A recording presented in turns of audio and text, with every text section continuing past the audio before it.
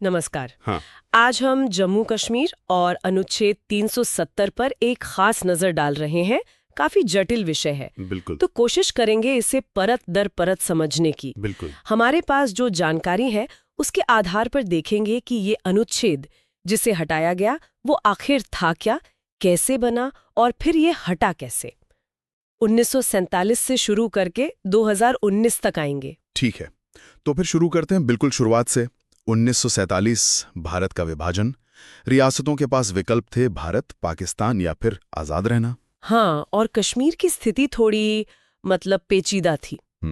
राजा हिंदू हरि सिंह और प्रजा में मुस्लिम बहुमत। और राजा हरि सिंह वो तो शायद पहले आजाद रहना चाहते थे। हाँ, उनकी इच्छा तो यही थी, लेकिन फिर अक्टूबर 1947 में वो पाकिस्तान समर्थित कबायलियों का हमला हो गया। तब उन्होंने भारत से सैन्य मदद मांगी। और उसी के बाद विलय पत्र यानी इंस्ट्रूमेंट ऑफ एक्सेशन साइन हुआ। जी, 26 अक्टूबर 1947 को। लेकिन ये ध्यान रखना जरूरी है कि विलय सिर्फ 3 विषयों पर हुआ था: रक्षा, विदेश मामले और संचार।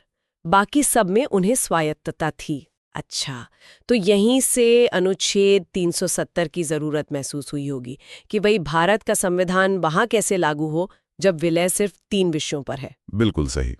इसी के समाधान के लिए भारतीय संविधान सभा ने अनुच्छेद 370 तैयार किया।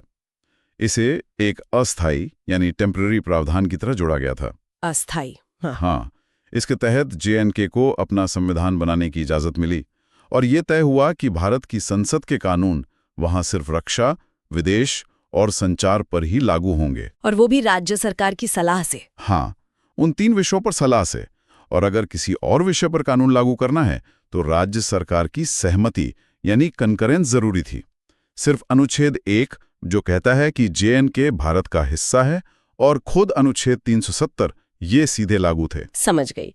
फिर अनुच्छेद 35A कैसे गया? ये तो बाद में जुड़ा ना? हाँ, ये 1954 में आया राष्ट्रपति के एक आदेश के जरिए, और ये आदेश भी अनुच्छेद 370 के तहत ही जारी हुआ था। अच्छा, और इसमें क्या था? अनुच्छेद 370A ने जम्मू कश्मीर की विधानसभा को ये शक्ति दी कि वो तय कर सकें कि राज्य के स्थायी निवासी कौन हैं, और फिर उन निवासियों को कुछ विशेष अधिकार दिए जा सकते थे। जैसे राज्य में जमीन खरीदने का अधिकार, सरकारी नौकरियों में प्राथमिकता, स्कॉलरशिप्स वगैरह। ये असल में वहां के पुराने स्टेट सब्जेक्ट कानून पर आधारित था जो 1927 से था। ओके, तो ये अस्थायी अनुच्छेद लगभग 70 साल तक रहा। अब आते हैं 2019 पर। इसे हटाना तकनीकी रूप से मुश्किल क्यों माना जाता था? मुश्किल इसलिए था क्योंकि अनुच्छेद 373 में लिखा था कि इसे हटाने या बदलने के लिए जम्मू कश्मीर की संविधान सभा की सिफारिश चाहिए। लेकिन वो संविधान सभा तो 1957 में ही भंग हो गई थी। बिल्कुल, यही सारा पेंच था। तो अब देखते हैं कि 2019 में हुआ क्या। जून 2018 में वहां BJP-PDP गठबंधन सरकार गिर गई। हाँ, उसके बाद राज्यपाल शासन लगा। पहले राज्यपाल शासन, फिर दिसंबर 2018 से राष्ट्रपति शासन।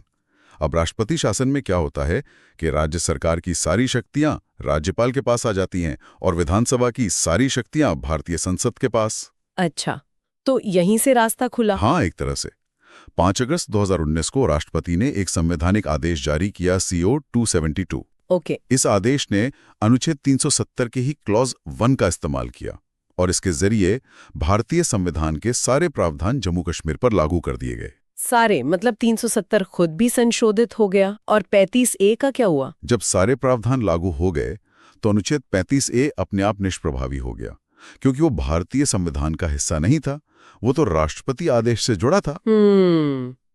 लेकिन वो संविधान सभा वाली शर्त का क्या हुआ? अनुच्छेद 370(3) वाली। यहीं पर एक बहुत महत्वपूर्ण कानूनी व्याख्या की गई। उसी आदेश CO 272 में अनुच्छेद 367 जो संविधान की व्याख्या से जुड़ा है उसका इस्तेमाल किया गया। कैसे? उसके जरिए अनुच्छेद 370(3) में जो राज्य की संविधान सभा constituent assembly of the state लिखा था, उसका अर्थ बदलकर राज्य की विधानसभा legislative assembly of the state कर दिया गया। अच्छा, मतलब कानूनी तौर पे परिभाषा ही बदल दी। हाँ, व्याख्या के जरिए। और क्योंकि उस समय विधानसभा तो थी नहीं, राष्ट्रपति शासन था, तो विधानसभा की शक्तियां किसके पास थीं? संसद के पास। बिल्कुल।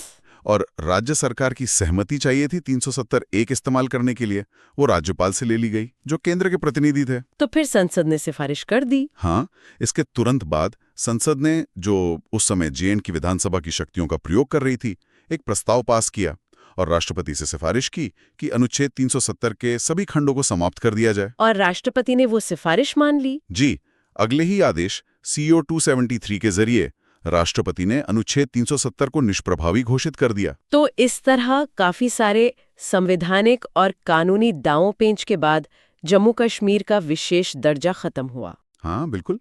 ये पूरा घटनाक्रम दिखाता है कि कैसे संविधान के प्रावधानों, उनकी व्याख्या और खासकर अस्थायी जैसे शब्दों का मतलब समय और परिस्थितियों के साथ बदल सकता है या बदला जा सकता है।